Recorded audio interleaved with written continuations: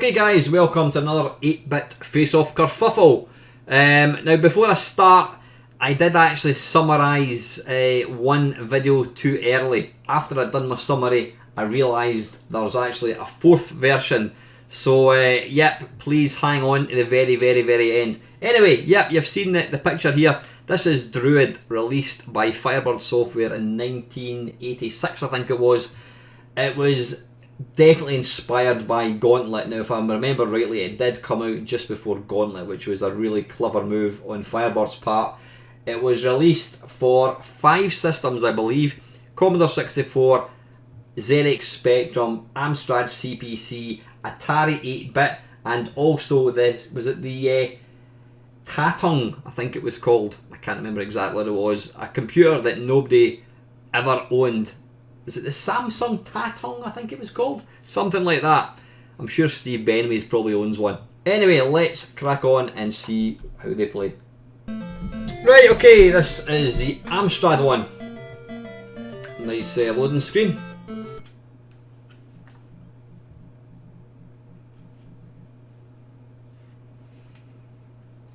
Right, fire to start game, here we go.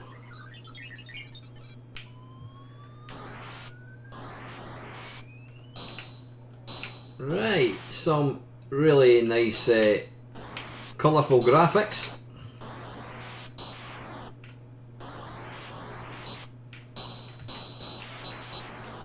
Stupidly hard though. Now, to be honest, I can't actually remember anything about this game. I can't remember how to play it. I do remember the game, but I just can't remember how to play it.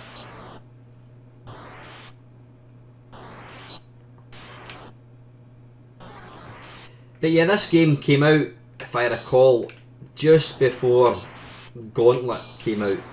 Gauntlet had been released. I mean, Gauntlet was massive in the arcades, and these guys, you know, they played a stroke of genius by bringing out a Gauntlet game ahead of the official Gauntlet. I'm sure US Gold were probably not overly happy with what am I picking up here? Electricity, there we go. With these guys bringing this game out to try and kind of steal their thunder. But it's similar to Gauntlet, but it's not really similar to Gauntlet, if that makes any sense. It does play different. I mean, Gauntlet has got a lot of baddies. It's all about running about in caves, and there's like a lot of enemies on screen. This one, you don't get that many enemies on screen, so the whole kind of claustrophobic collecting food aspect of Gauntlet, you don't really get that in this. I mean, you've still got to pick up food, you've still got to kind of kill baddies, but you can see there, I mean, for example, there's only one baddie on the screen in Gauntlet, and I've just died. In Gauntlet, there's, you know, you get, blimey, that was quick, half-wit. It knows me too well. Right, let's give this one another go. But what I did like about this game, though I don't think I ever actually tried it, was you can pick up a golem, which kind of acts as a sort of he helps you. Yeah, what I liked about it was, I said, you could get the golem, and if you do get the golem, you could have a second player could control him. If you're only playing a one-player game, the computer would basically control the golem for you. But yeah, nice little touch. Can't for the life of me remember. Right, it looks like I have used some sort of invisibility, I think. Yep. The graphics are really nice. They really are. I mean, it's a nice little game. The original Druid, it only came out on the 8-bit machines, whereas I think the I should have picked up the golem there. The sequel, imaginatively titled Druid 2, I think, was it Enlightenment, I think it was called.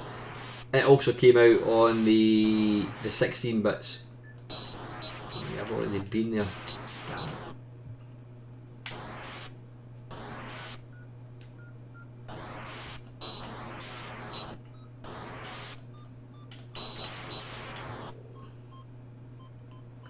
Come on. Yes, that's really nice. That's the Amstrad one. Right, this is the C64 one. Really, really nice picture. Now, that was by, was it Bob Stevenson? You can see his name at the top right there. Bob Stevenson. He grew his career on CompuNet, putting up some really, really nice hand-drawn pictures. That's really nice. Excellent use of colour. That would actually look really nice printed off. Okay, right, so this is the C64 one, designed and created by D.T. Carter, programmed by Bailey, music by D. Hanlon. I'm not familiar with any of these guys at all.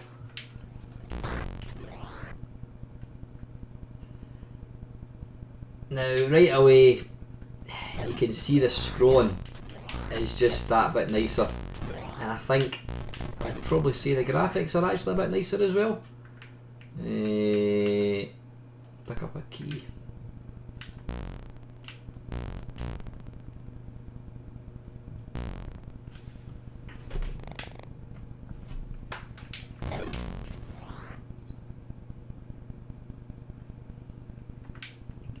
One slightly annoying thing for me, which I always talk about when I'm playing games, is when companies insist on only using a fraction of the screen for gameplay. I mean, they're using, I don't know, a third of the screen just for your score. I suppose, you know what, I'm maybe going to retract my criticism, because in this one, the top part of the screen, it is giving you some useful information, it's giving you spells, etc. So, yeah, fair enough, I'll let that one off.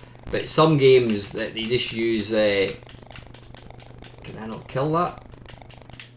Oh, I'm completely, it's brutally hard. Still a half-wit. Yeah, some games, the last V8, I'm looking at you, they use half the screen just for a score, you know, and I think that's nonsense. See, this is the thing about this game that I didn't really, it put me off playing it, having such restricted ammunition. I mean, Gauntlet, you've got obviously, you've only got limited health, but at least you've got infinite ammo. I always find games where you've got to try and collect ammo quite frustrating, because the problem is when you don't have any ammo, it's game over. Can you imagine playing a shoot 'em up where you ran out of bullets?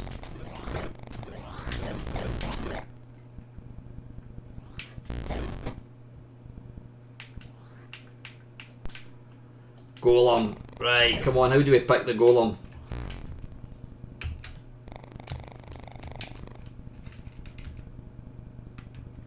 I'm trying to remember, I can't remember. I know I should have read the instructions. Let's get some electricity. Trying to see, is it cursor keys, space, no. G for golem, no. Numbers, nope. F keys,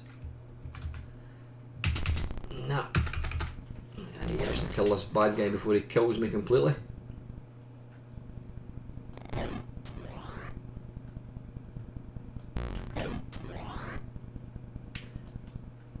And I've run out of ammo. See, that is so frustrating. That is excellent. That is the C64. And let's take a look at the very last version, which is the ZX Spectrum one.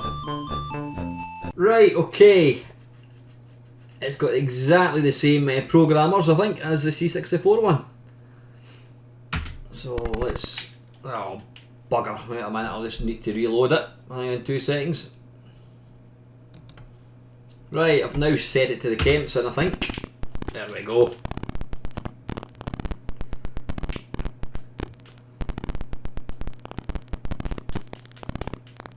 Now, nice use of colour. Yeah, obviously there's far less colour than the Amstrad or C64 one, but this looks really nice. Yeah, let's go invisible. If I can figure out how to do it. Ah, right, okay, 3. Right, I think I'm invisible.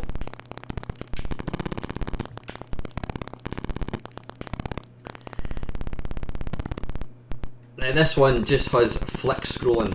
which I think a lot of Spectrum games done. There's nothing really wrong with that, though it's not as nice. I would always prefer a game to scroll smoothly if it can.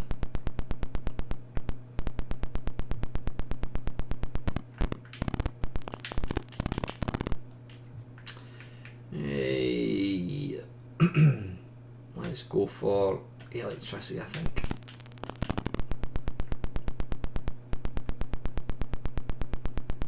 No, I think you can fall in the water in this game.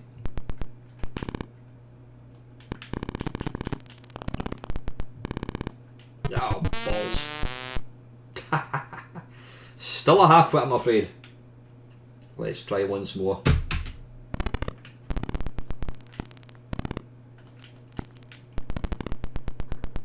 Now, as per usual, I'm not exactly doing a very good display of this game at all. I mean, my gaming skills aren't the greatest. Anyone that watches my channel on a regular basis will testify to that. But trust me, it's a fun game to play, if quite difficult. I mean, as I mentioned earlier, it is similar to, it's got its roots based in Gauntlet, you can see that.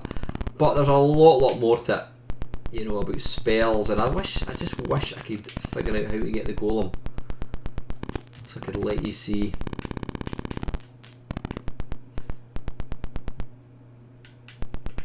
Can I get through there? No, I can't.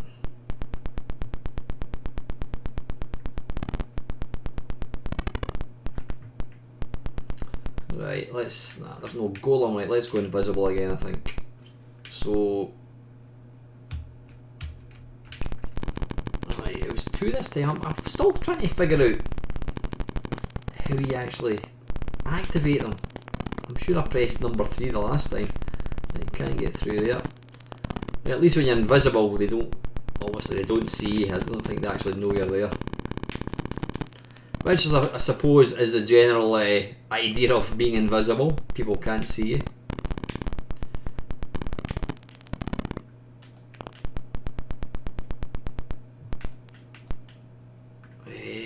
We'll go for water, whatever that is. Well, I know what water is, but I'm not quite sure how you... Oh, I really don't know how to change that. Oh, wait a minute, is that where the baddies come from? No, I don't think so. But anyway, listen, to summarise, 3 excellent versions. I don't think there's a bad version at all. The Spectrum one is really nice. Yes, it lacks colour, it's got push scrolling. Amstrad one is really nice, it looks nice, scrolling's not bad, nice use of colour. But I think for me, the best version of this game is the C64 one. It looks really nice, the graphics are excellent, the sound is good, it's got some nice music, and the scrolling is silky smooth. So yeah, I think if you're going to play this, go for the C64 one, but play any of the 8-bit versions and trust me, you will not be disappointed. And as always guys, thank you very much. Right, okay, this is on the Atari 8-bit. Now I didn't actually realise it was out for this computer until I literally finished the video.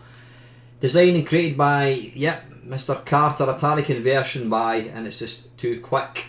Apparently Andy loves Shelley, there you go. Hopefully Andy's wife doesn't play this. Right, how do we start? Is it going to be F2 to start? It certainly is.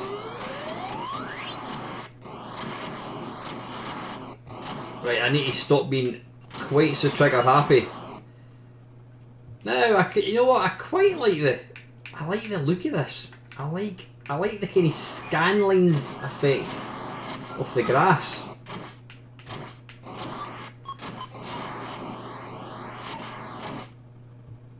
Yeah, there's a lot of greens. Not as nice colour wise as some of them. But it nips along at a fair old rate, and look at that scrolling. Silky, silky smooth.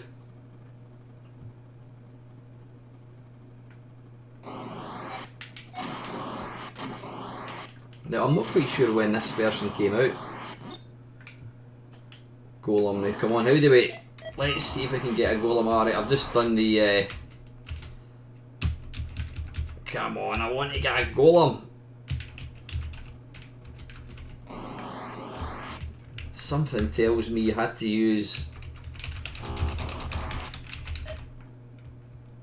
Oh, that's pressing F1.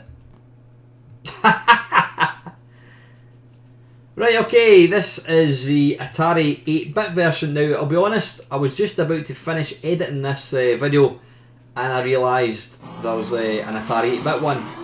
Didn't know that existed.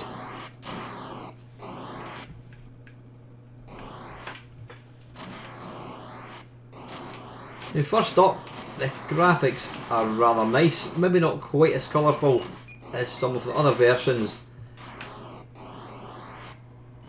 but I like how it plays. It actually feels like if this game was ported to the arcade, this would be how it plays. It feels a lot quicker than the other versions. Scrolling is silky smooth. Now, apologies for being, as I say, not giving you a really good demonstration of this game. Hopefully you've seen enough to kind of make you want to go and play it, because trust me, it is a nice game. Go for fire.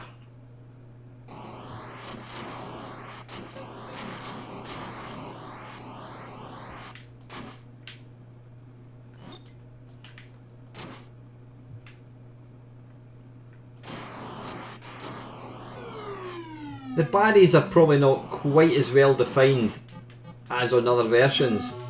Oh, ran out of... Still a half wit, right, we'll give it one more go.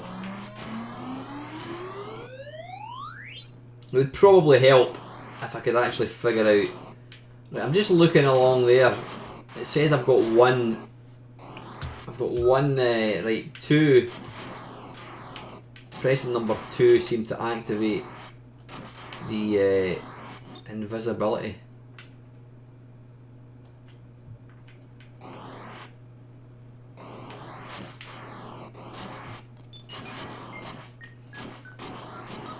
Yeah, I think the lack of, or the restriction in ammo is what I just feel it makes this game harder than it should be, and it frustrates me to the point that when I did play this in the C64, I gave up pretty quick because it was just too difficult. And it's a beautiful looking game. I wouldn't go as far as to say it's like Cauldron. I mean, Cauldron's a lovely looking game, but it's just the game mechanics, the game difficulty is ridiculous. But yeah, if they just made... Right, come on, let's see if we can... Is it number 2? Nope. Number 1, number 2. Oh, I don't know how to play it. I don't know how to do Golem. That's annoying.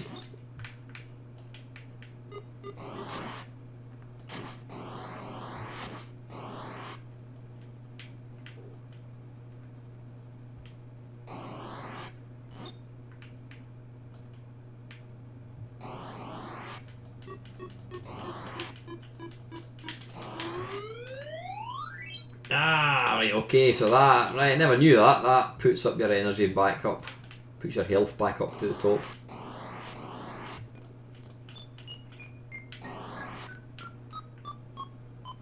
Yeah, anyway, listen, I've already done the summary. I summarised before I knew the Atari 8-bit was a version.